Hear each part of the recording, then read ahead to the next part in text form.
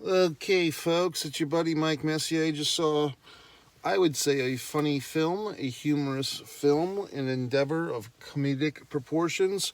Scrambled, leading actress. I don't think I've ever seen her before. If I have, I can't remember in what.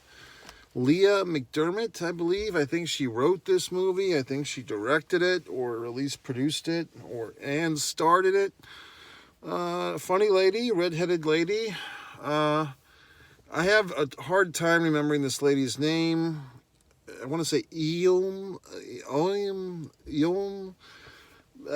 Dare I say the black lady from Saturday Night Live? Like she's been on the show forever. She did a Candace Owen impersonation not too long ago. She's solid. She's funny. She's solid. I'm sorry, I get the names mixed up. And Clancy Brown as the father. So what's this movie about, fine folks? Should you see it? Should you not?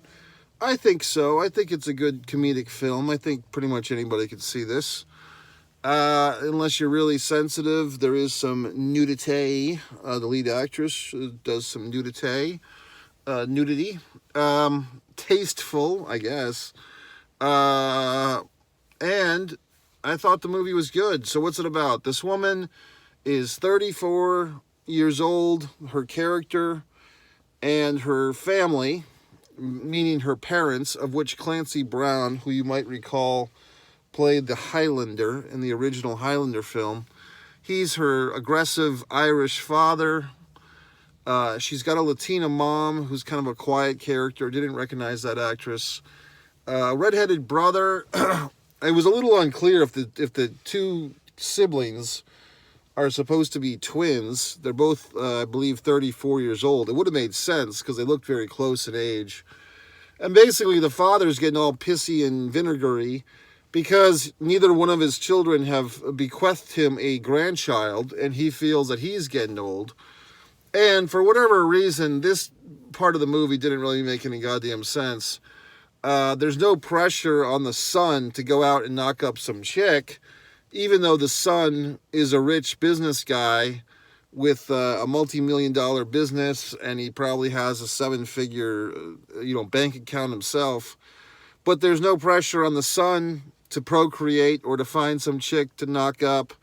I think they could have gone into that a little bit. I mean, dare I say, they could have made the son character homosexual so that he just didn't have an interest in, have, not that homosexual people can't, have children, adoption and so forth, and other, baby making processes, so to speak. But it didn't really make sense why the father didn't give the son, seemingly heterosexual, single male son, mid-30s, no pressure for the son to have any kids, even though the son is a millionaire and a businessman. I think they could have tied that T a little bit better, made that make sense to me, because it didn't. Why is the son exempt from this pressure? You didn't have to do a whole lot. Just say, maybe he's got a fucking condition, or he's impotent, or is something wrong with him, or he's gay, or something. Just something to make it make sense, because the whole time the son's in this fucking, or don't even have the son character. I mean, that might have been fine. So why is because basically if you're the type of father who's pressuring his kids to carry on the bloodline of the family or to produce grandchildren, you would think that a son theoretically would carry on the family last name. I think they could have just amped that up a bit more, a little bit of tweaking. They didn't really get into the whole bloodline of the family, or you don't even have any cousins or whatever the fuck. Really give this girl more pressure. Because it didn't make much sense. And also, she goes to her friend. See, the movie starts off, it kind of swerved me, because the lady from SNL is getting married in the opening part of the movie, and I thought what I was starting to see, I didn't watch any previews for this movie, just read a little bit of a blurb, but it seemed like the friend character, it was going to be like a bridesmaid type of movie, and it seemed like she was the star of the movie, and the redheaded lady, Leah McDermott, was really like a co-star, but that did not turn out to be the case. She's always a bridesmaid. That might have been a good title for this movie, Always a Bridesmaid. But basically, it's not about getting married so much as just getting knocked up. I think it's one of these movies that you have to kind of see it to get the laughs. I can't really like go into any of the jokes or any of the scenarios that are funny because it's not really funny. Like to spell them out, you can't really reiterate the things that happen in this movie. It's a lot of what the kids call awkward humor. Some good music in this movie. Music is used well, and the story of, the middle-aged woman, or not even middle-aged, I mean, whatever the fuck, 30s, mid-30s, biological clock. We've seen this as part of sitcoms and other shows and movies.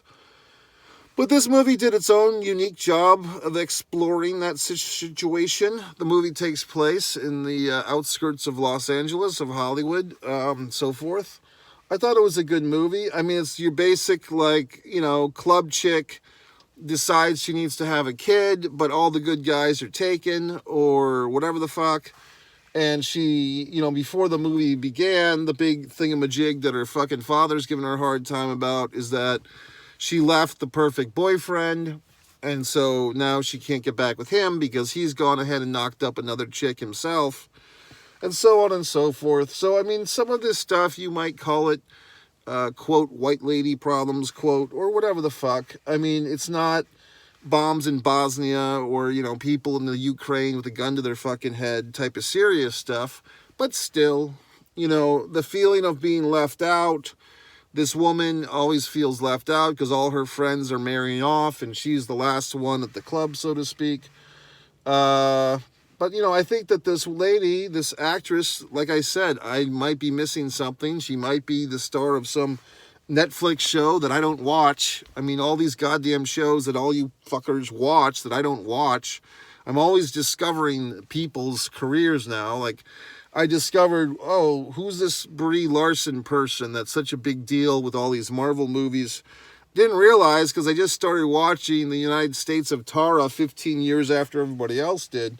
Like, okay, she was a teenage actress on this big show. I never watched that show until 2 months ago. Now I'm watching it. So I'm always discovering these wonderful things. Why people are famous that I don't know who the fuck they are, right?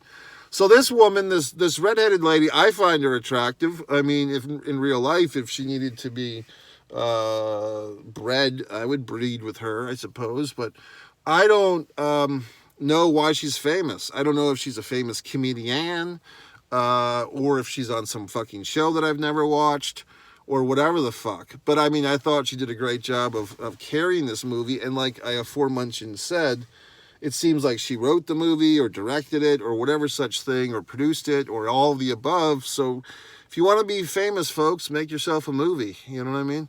So I thought she did a nice job. I thought the movie was touching. It was funny, at times sexy. I mean, kind of like a raw sexiness, not like a real sexiness, but, there are moments where there's intimacy, I guess, and in a comedic way, but also kind of in a matter-of-fact way. Basically, this is, like I said, a club woman who's hooking up with men, and, now she's got to be the good girl. Like, the bad girl has to graduate to be the good girl and have a fucking baby. So, I don't know. I thought the movie was good. I mean, is it the fucking best movie of the year? No. But it's good. It's enjoyable. Is it a comedic classic? No. I don't think this is one of those movies. There might be some people who watch this movie over and over again, i.e. single women, perhaps. I think I'm good. Like, for instance, the movie This Is 40, if you remember that one from years gone by, that was a movie that I didn't think I would like because I didn't like the lead actress going into it because I thought she was like a nepotism benefactor because her husband, I believe, is Paul Rudd and she always gets put in his movies. But when I watched the movie, I actually liked it a lot.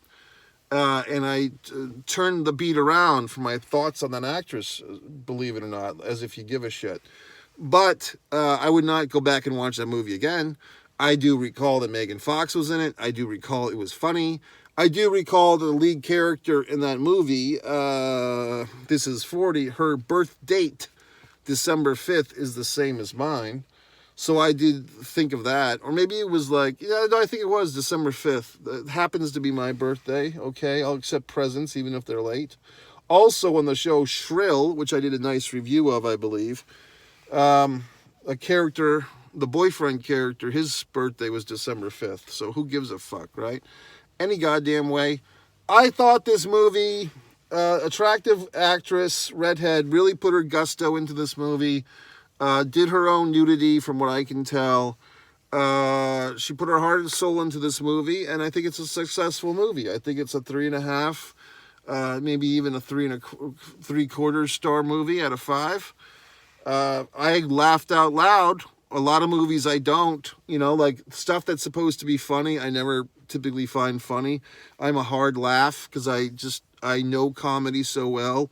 I know the beats, the patterns, but this movie did have me laugh at some situations. So, I know that this was not the big movie of the night. There was another one of these AMC secret movies tonight. I've missed the Mean Girls musical. I wanted to see that a few times, but I've missed it. So a few things in the theater that are getting big box office right now as I speaketh. Don't give a fuck about Aquaman 2. Didn't see the first one. Not a fan of the Jason Momoa fuck. Sorry, doesn't do much for me. But yeah, I say good job, whatever your name is, Leah McDermott, whatever, attractive redheaded woman. You put your soul, your body, your face, your jokes, your pain, your humanity into this film, and it was successful. Good job.